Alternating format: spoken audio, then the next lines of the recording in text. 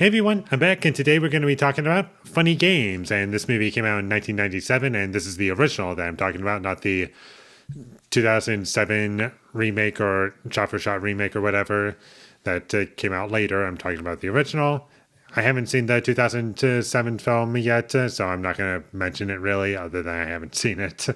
But this is my first experience watching this movie, and I've seen a few Michelle Haneke films before this, as in like movies that he's made that I've seen before watching this movie, not movies that came out before this movie, as in pre 1997. I think this is the earliest movie I've seen from him. And the other ones I've seen are The White Ribbon, Cache, and The Piano Teacher, all in which are excellent movies that I would highly recommend. This one was just on Max, and I was like, okay, I'll check it out to see how it is. And I thought this movie was great. My least favorite easily out of everything that I've seen from him, but that's not to say that it's incompetent by any means. It's just not quite comparable to the other ones that I've seen. And I think this movie looks beautiful, and there's nice long shots in this movie that are not only well executed, but also help tell a story. They have purpose in the film, and there's meaning in every shot that is in this film. And I love that about the movie. The acting is pretty great in this film as well. That really helps the experience, and especially with the two, I guess, technically lead performances in a sense. Because if those sucked, then that would have ruined the movie, like the two villains of the movie and like the two characters with the white gloves. And there's less to interpret from their characters, and they like break the fourth wall constantly, and they're kind of characters that don't really exist in this movie's universe in a sense, is the way that they're portrayed. And there are points where it's pretty horrifying, and at a couple points where I interpreted it to be kind of somewhat comedic because of what they were talking about and how things were being executed.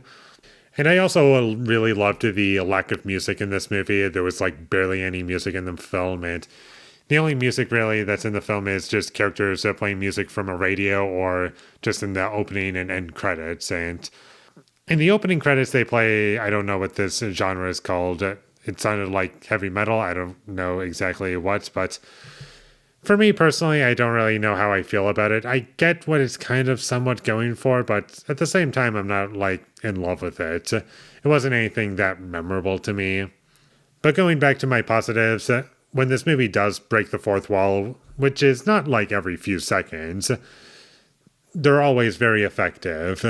It always feels like there's some self-awareness to it, and you get a good understanding of what the movie is going for, and I liked that about the movie. And a lot of the violence in this movie takes place off screen, and that was an effective choice, just leaving it all up to your imagination, because what's happening off screen is terrifying whether or not you see it or not. And there's so many clever choices made within this film that just add so much to the experience, and I just couldn't stop watching it. I was never bored. I wanted to see what was going to happen next, and there's plenty about the film to keep you entertained throughout. And honestly, my only real big issue with this movie that kind of dragged it down for me, and I don't know if some of you will agree with me on this one or not, is that I felt as though the ending was kind of somewhat anticlimactic. I was like, that's it? We're done here? It just kind of ended, and I was like, I don't really feel satisfied, honestly. Like, they keep constantly talking about, oh, we can't do this yet or that yet. We can't just kill you off because that's not what you would want, audience. I mean, that's not the exact lines of dialogue.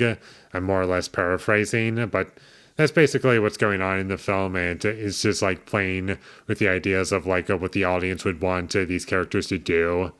And there's plenty of quote unquote funny games in this movie, which kind of plays into the title of the film. And I think it's a really clever movie overall, and it just knows exactly how to like make certain decisions and to present certain information as well.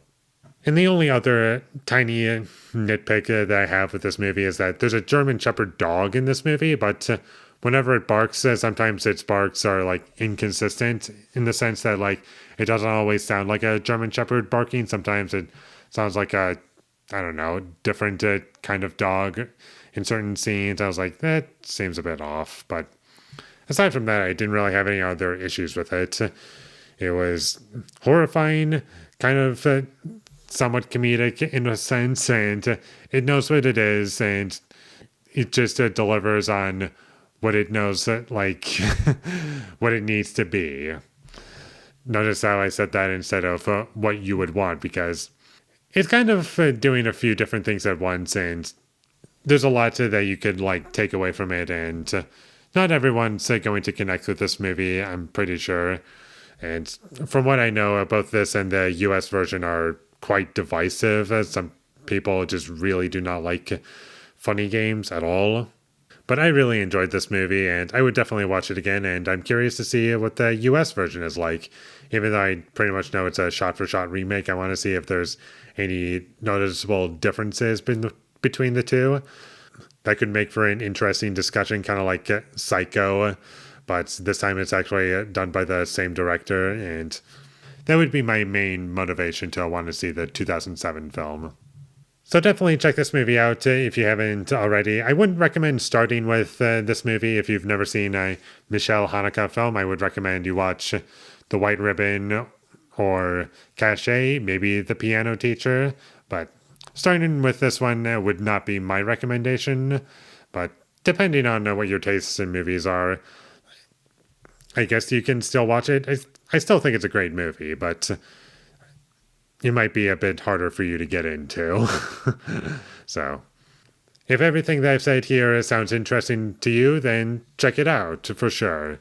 And with all that being said, I'm going to give Funny Games from 1997 an 8 out of 10. Thank you for watching my videos as always. If you enjoyed this review, be sure to leave a like and comment down below you thought of Funny Games 1997 and my social media links. They will all be in the description, so follow me there. And last but not least, subscribe to be a part of Foley Nation, and I'll see you when I get my next review up, and that is going to be for Old from M. Night Shyamalan. So look forward to that, but until I get that up, thank you for watching and have a great day.